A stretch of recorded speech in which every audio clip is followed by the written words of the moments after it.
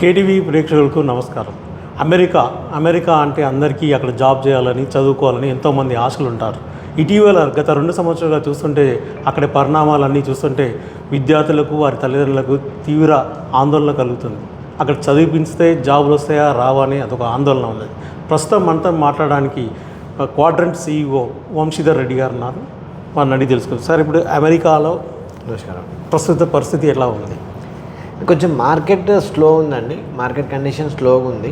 ఎందుకనంటే మనము last 2 years నుంచి వెళ్ళి ఎకనామిక్ ఇన్ఫ్లేషన్ వల్ల కొంచెం మార్కెట్ స్లోగా ఉంది. దానివల్ల ఏమవుతుంది అని అంటే కొంచెం జాబులు రావడము, ఆపర్చునిటీస్ దొరకడం అనేది కొంచెం స్లో అవుతుంది. అంటే ప్రస్తుతం చూస్తుంటే గత 1 year నుంచి తీవ్ర ఆర్థిక సంక్షోభం నడమల అన్ని శాంక్షన్స్ నడమ యూనివర్సిటీల్లో చదివే విద్యార్థులు అంటే మన ముఖ్యంగా తెలంగాణ, ఆంధ్రప్రదేశ్ నుంచే ఎక్కువ మంది విద్యార్థులందరూ కూడా అమెరికా వెళ్తున్నారు MS చేయడానికి. వాళ్ళకి మీరు ఇచ్చే సలహా ఏంటి? ఇప్పుడు వెళ్ళొచ్చు అంటారా, లేకపోతే ఈ 2 yearsలో ఏమన్నా కుదురపడే అవకాశం ఉంటుందా? వాళ్ళకి ఏమి ఇస్తారు? ఇప్పుడు ఏమైపోయిందంటే MS అంతకుముందు చాలా కష్టమయ్యేది. వెళ్ళి మాస్టర్ చేసి చదువుకోవాలంటే ఒక మంచి యూనివర్సిటీలో జాబ్ వస్తేనే వెళ్ళేవాళ్ళు. అండ్ దెన్ అక్కడికి వెళ్ళిన తర్వాత ఆ యూనివర్సిటీలో కష్టపడి చదువుకొని తర్వాత జాబులు చేసేవాళ్ళు. ఈ మధ్యలో లాస్ట్ కపుల్ ఆఫ్ ఇయర్స్ నుంచి ఏమైపోయిందంటే ఎవరైనా కానీ ఇక్కడ ఏం జాబ్ దొరకలేదంటే ఫస్ట్ అమెరికాకు పోవాలి, అమెరికాకు పోయేసేసి అక్కడ ఏదో ఒక యూనివర్సిటీలో జాయిన్ కావాలి అని చెప్పేసి చూస్తున్నారు. దానివల్ల ఏమవుతుందనంటే యూనివర్సిటీలు కూడా ఎట్లయిపోయిందంటే ఫీజు తీసేసుకొని వాళ్ళకి ఏం సబ్జెక్టులు చెప్పకుండా వాళ్ళు పోయి ఎక్కడైనా మళ్ళీ బయట హార్డ్ జాబ్ చేసుకున్నట్టు అట్లా ఎవాల్వ్ అయ్యే వరకు ఏమవుతుందనంటే వాళ్ళు నిజంగా పోయి మాస్టర్స్ చేస్తలేరు, అక్కడ చదువుకుంటలేరు.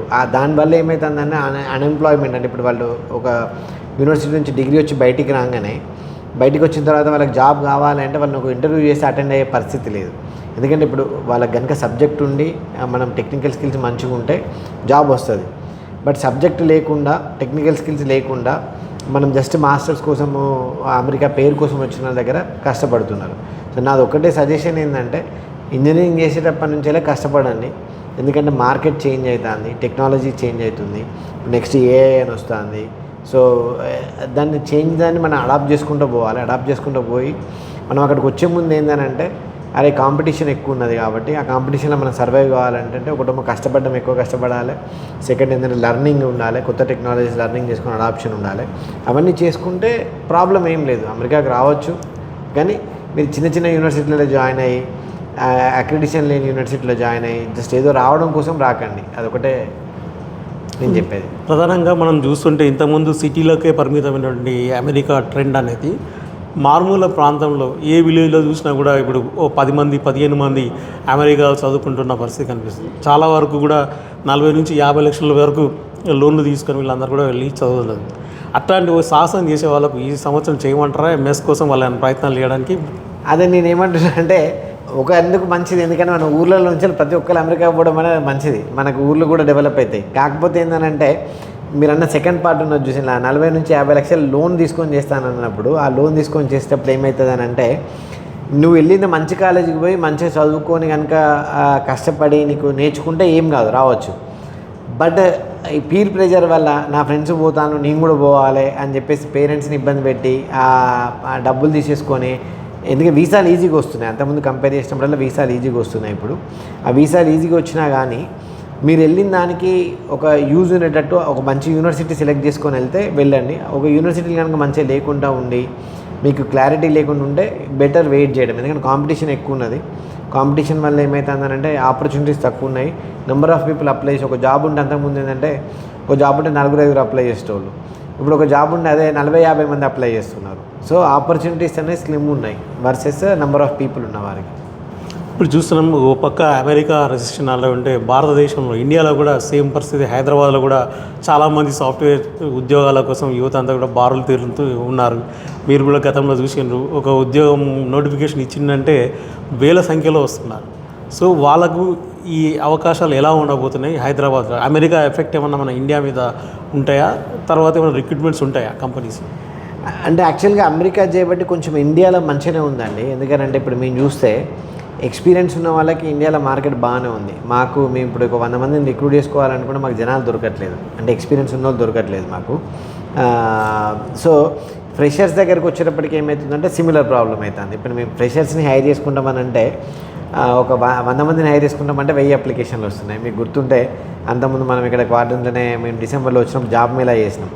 జాబ్ మేళాలో మనం ఒక 20 కంపెనీలను తీసుకొచ్చి ఒక 1000 మందిని హైర్ చేద్దాం అనుకుంటే ఆల్మోస్ట్ ఒక 10,000 మంది వచ్చిండ్రు. అంటే మనం ఎక్స్పెక్ట్ చేయలేదు అంతమంది వస్తారా అని చెప్పేసి, అంటే ఎక్కడ జాగ లేకుండా ఉన్నంత జనాలు వచ్చినారు. సో ఫ్రెషర్స్కి వచ్చే వరకు, ఎక్స్పీరియన్స్ లేనికి వచ్చే వరకు కాంపిటీషన్ ఎక్కువ ఉంటుంది.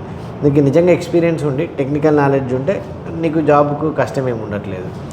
సో అది ఫస్ట్. సెకండ్ ఏంటంటే మనకి అమెరికాలో కొంచెం ఈ కాస్ట్ తగ్గించుకోవడం కోసం ఏంటంటే జనాలందరూ కూడా ఇండియాని చూస్తున్నారు. అంతకుముందు చైనా ఉండేది, ఇప్పుడు చైనాకి పోతలేరు. సో మనకు ఆపర్చునిటీ ఆఫ్ గ్రోత్ మనకు ఎక్కువ ఉంటుంది. ఇండియాది గ్రోత్ మంచిగా ఉంటుంది, ఇండియాలో ఆపర్చునిటీస్ కూడా బాగానే ఉంటాయి. కాకపోతే మళ్ళీ నేను చెప్పినట్టు ఏంటంటే టెక్నాలజీ చేంజ్ అవుతుంది, మనం ఫాస్ట్గా అడాప్ట్ చేసుకోవాలి. ఇప్పుడు ఆ ఏఐ టెక్నాలజీ అయినా ఫాస్ట్గా అడాప్ట్ చేసుకోవాలి, సెక్యూరిటీ అనేది కొత్తది అడాప్ట్ చేసుకోవాలి. అట్లాంటి కొత్త టెక్నాలజీని అడాప్ట్ చేసుకుంటుంటే జాబులు బాగానే ఉంటాయి.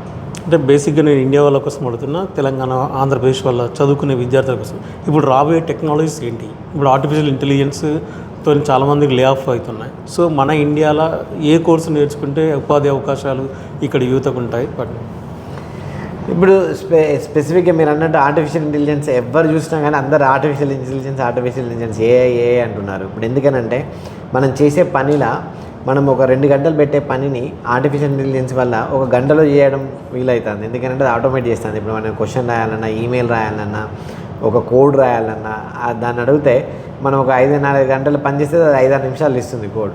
సో దానివల్ల ఆటోమేటిక్గా కొంచెం రిడక్షన్ అనేది, వర్క్ ఫోర్స్ రిడక్షన్ అనేది అవుతుంది. కానీ మనం ఎట్లా చూడాలంటే దాన్ని ఒక ఆపర్చునిటీ లాగా దాన్ని నేర్చుకొని దాంట్లో మనం ఎక్స్పర్టీజ్ అయ్యి, అంటే ఆ ఎల్ఎల్ఎంస్ మనమే క్రియేట్ చేసి మనం దాన్ని బెటర్గా యూజ్ చేసుకోగలిగితే ఏమవుతుందంటే డెఫినెట్గా మనకు ఆపర్చునిటీ ఉంటుంది అక్కడ.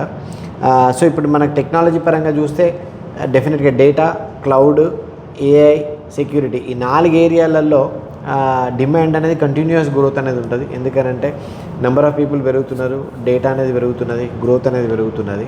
ఈ 4 టెక్నాలజీస్లో ఏది నేర్చుకున్నా కానీ బాగుంటుంది. సో ఇది వరంగల్ సీఈఓగా, క్వాడ్రంట్ సీఈఓగా ఉన్నటువంటి వంశీ గారు చెప్తున్నారు. అమెరికాతో పాటు భారతదేశంలో రాబోయే రోజుల్లో భారీగా ఉపాధి అవకాశాలు ఉండే అవకాశం ఉంది. ఆర్టిఫిషియల్ ఇంటెలిజెన్స్ లాంటి కోర్సులన్నింటినీ కూడా నేర్చుకున్న తర్వాత విద్యార్థులకు ఇక్కడ ఉపాధి అవకాశాలు ఉండే అవకాశం ఉన్నట్టుగా చెప్పడం జరుగుతుంది. Thank you sir. Thank you అండి. Thank you very much.